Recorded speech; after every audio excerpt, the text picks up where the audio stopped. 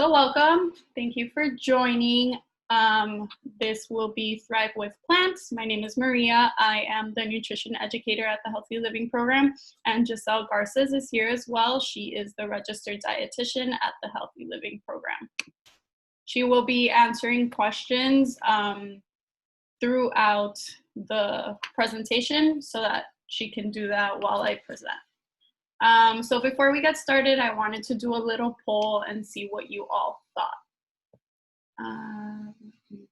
Post it. I'll give you about a minute to answer.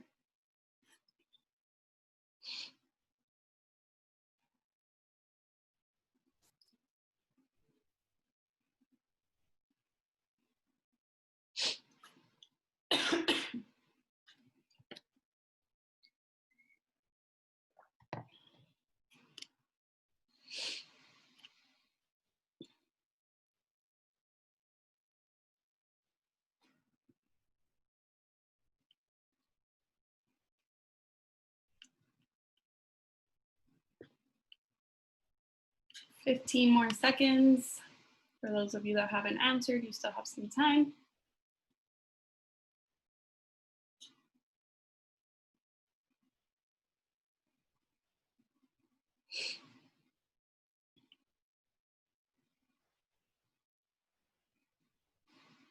Okay.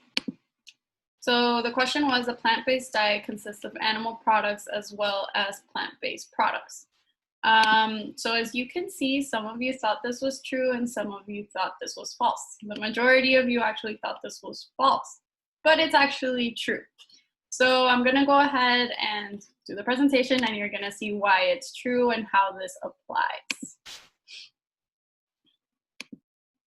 Alrighty, so what is a plant-based diet? So a plant-based diet focuses on food primarily from plants, so not only fruits and vegetables, but also nuts, seeds, oils, whole grains, legumes, and beans.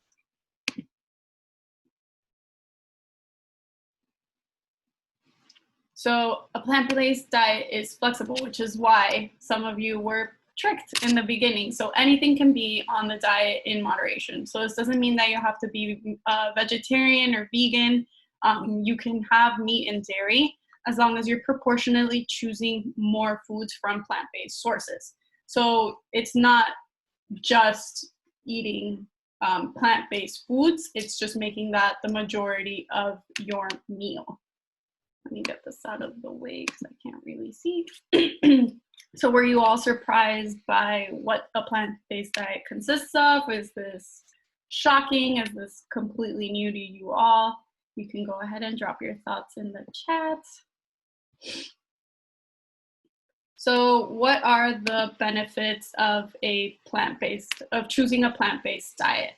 I have a little poll for you all as well. And on this one, you can check all of the ones that you believe to be true.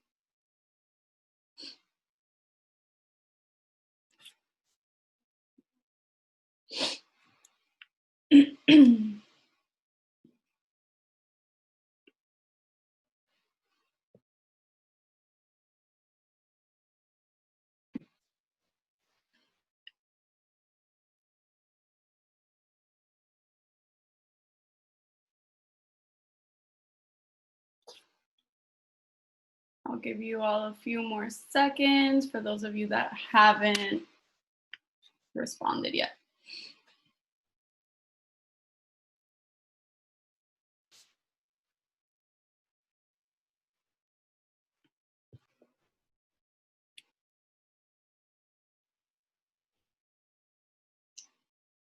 Alrighty, 5 more seconds.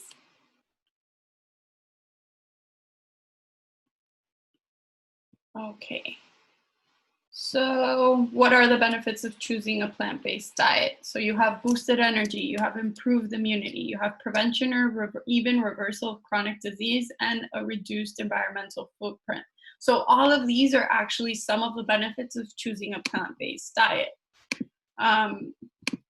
So with boosted immunity, with boosted energy, it comes from like thanks to that increased fiber from the vegetables and the complex carbohydrates, your metabolism is sped up. A study done by Barnard et al. Found that consuming a plant-based diet had a significant effect on the resting metabolic rate and the thermic effect of food. It also helps boost your immunity. It makes it better. The phytochemicals, the beneficial nutrients from plants, such as antioxidants from foods like berries and leafy greens, those help improve your immunity. Many people do not eat enough plant-based foods, and they're not getting enough of these foods, and it can lead to nutrient deficiencies that can affect your mood, energy levels, and your overall health. And it could also have negative side effects like constipation. So when you're deficient in these vitamins and minerals, it compromises your immune system. And why it's beneficial to have a plant-based diet is because you're consuming more of them, because these phytochemicals are found in plants. So it helps improve your immune system. A plant-based diet also has the benefit of preventing or even reversing chronic diseases. So a plant-based diet can be preventative due to the higher amounts of fiber, as we mentioned before with the energy, and it has lower saturated fat content. A diet that's higher in nutrient-dense foods can help lower blood pressure, your cholesterol levels, and even manage your blood sugar levels. It can also help reverse these conditions as well, as evidenced by these studies. So a meta-analysis, which is just a study done on a bunch of different studies, so it gathers all the information into one place, done by Dinu et al., found that vegetarian and vegan diets reduce levels of BMI, total cholesterol, LDL cholesterol, which is kind of the bad cholesterol, and glucose levels. This same study also found that there was a significant protective effect of a vegetarian diet from heart disease and incidence of total cancer. But the second study done by Iselson et al. Found that participants in their study that followed plant-based diets for a mean of 3.7 years experienced a lower rate of future cardiac events. So both of these studies show you that the increased consumption of plant-based foods, whether it was fruits, vegetables, nuts, legumes, seeds, all of this was beneficial in either preventing or helping to reverse those chronic diseases that these participants had. So it doesn't necessarily mean that you have to follow that vegetarian and vegan diet as long as you're consuming a proportional amount of these plant-based foods. So eating plant-based also helps reduce your environmental footprint. So foods from animal sources, as well as plant foods traveling long distances, use more overall resources. A plant-based diet that is locally sourced will reduce your carbon footprint. So I wanted to see in the chat what you all thought would be ways to reduce your environmental footprint when it comes to your diet. Like, what are some things you can do to help reduce your environmental footprint?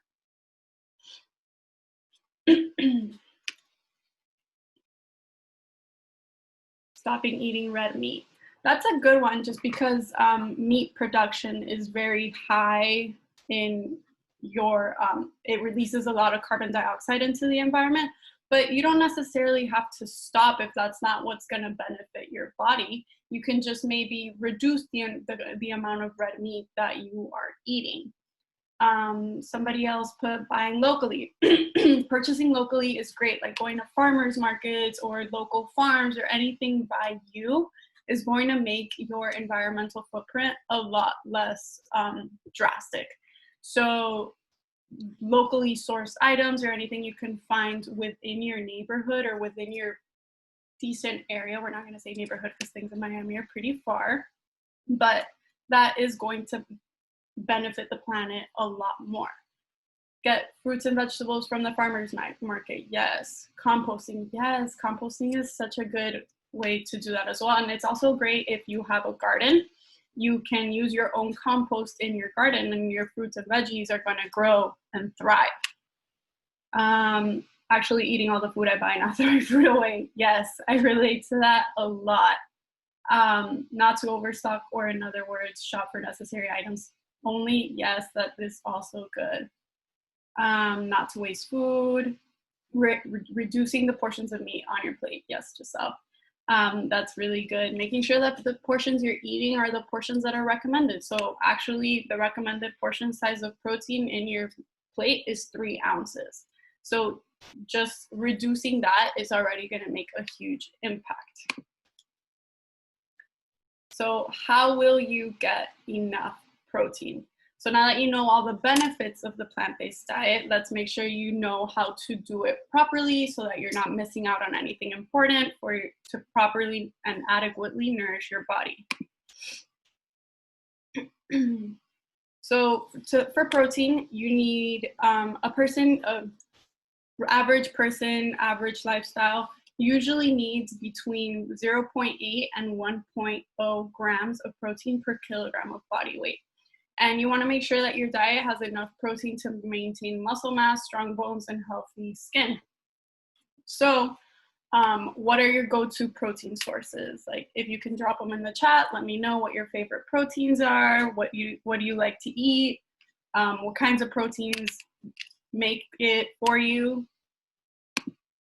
Beans and legumes, yes. Ground turkey, yes. Chickpeas, tofu, those are all awesome protein sources.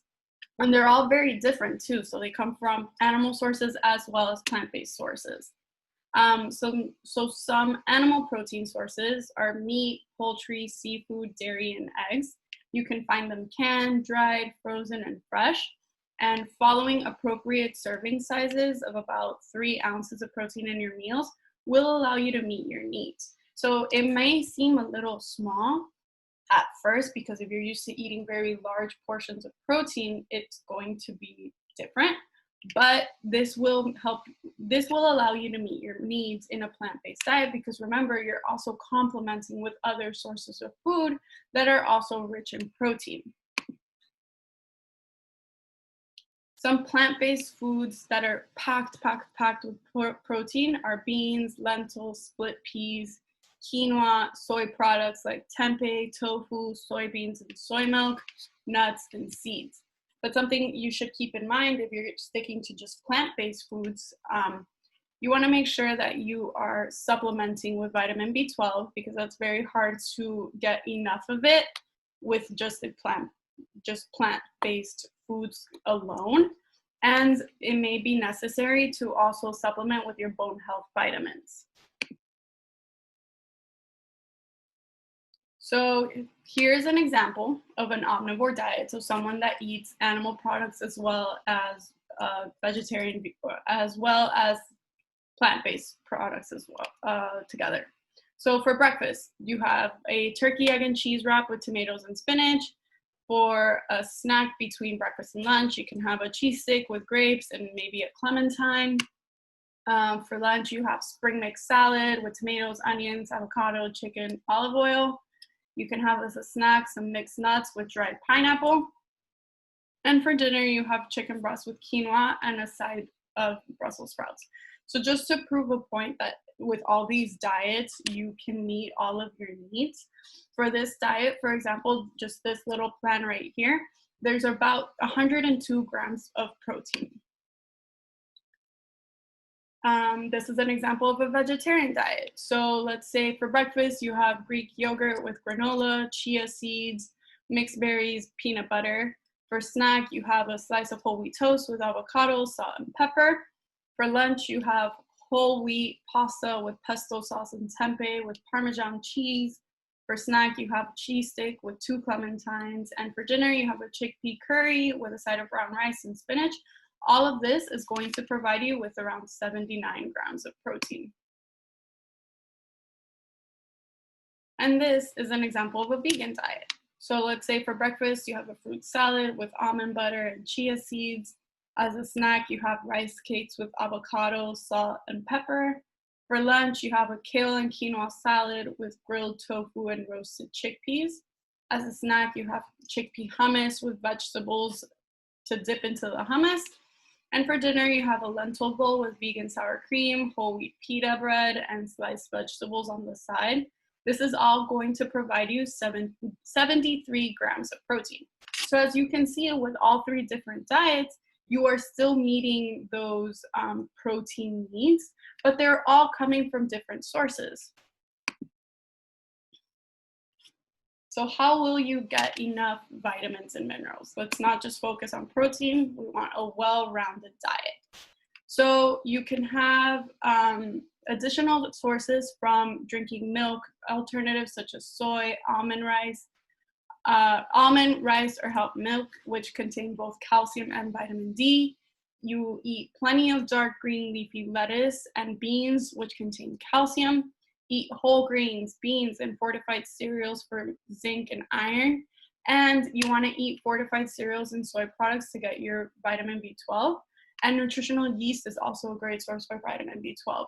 This especially applies for those that are following strict vegetarian and vegan diets, because you want to make sure that you're also having all these vitamins that you need that may be a little bit harder for you to consume with that diet.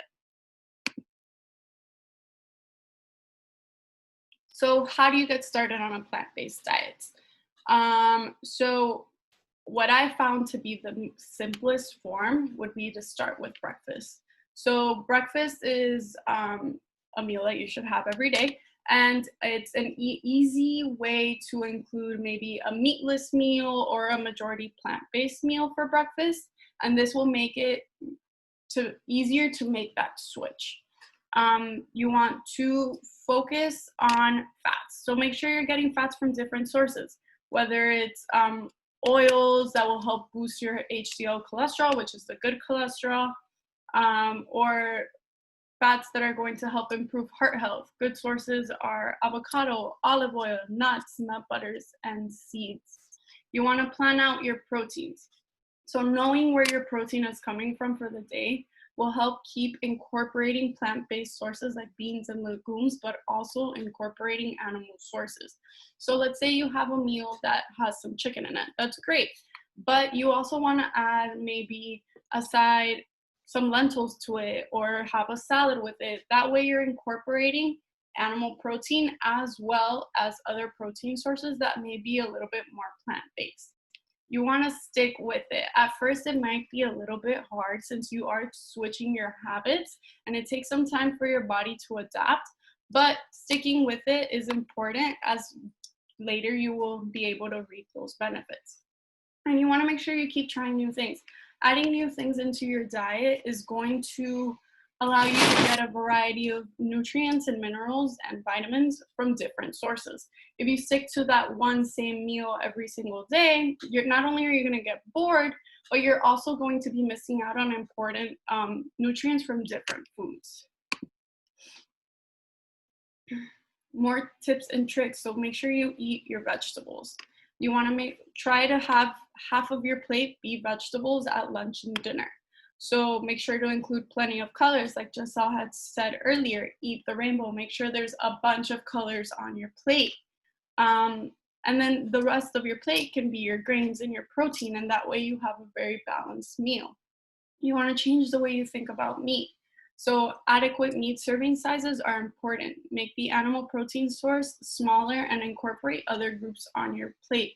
Like we said, some beans, some legumes, some nuts, some seeds, any other protein sources are also going to be very beneficial. And cooking a vegetarian meal at least one night a week is also going to help you stick to this plant-based diet, and it's also going to help the environment. Doing a vegetarian meal is a little bit more sustainable. So I want to hear from all of you in the chat. After learning a bit more about plant-based eating, do you think this is something you would like to try, or are you currently doing it already? How do you feel about it? Priscilla says, absolutely. Oh, all of you really like it. That's so good to hear. And it's very doable. You're not cutting anything out of your diet. You're not completely doing anything radical. You're just restructuring the way you fill your plate, which is a little bit more accessible.